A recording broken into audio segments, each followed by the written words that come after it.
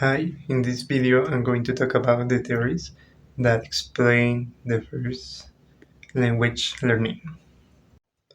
Behaviorism.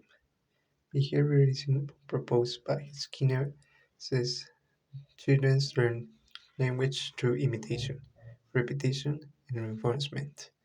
When a child says a word correctly, parents reward it with attention or praise, encouraging the behavior to repeat.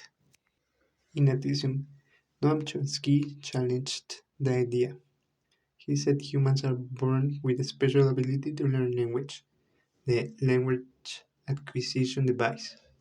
According to him, our brains already know the basic structure of all languages, called universal grammar. Cognitivism. Jean Piaget viewed language as a part of child's overall cognitive development.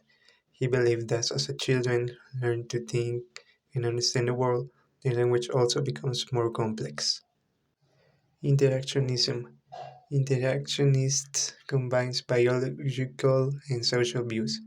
They say that children need interaction, great communication with parents and others to develop language naturally. Constructivism. Finally, Lev Vygotsky's constructivism explains that children build language through social collaboration.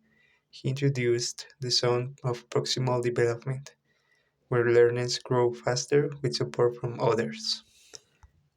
Each theory is a piece on the puzzle. Together, they help us understand how language makes us humans.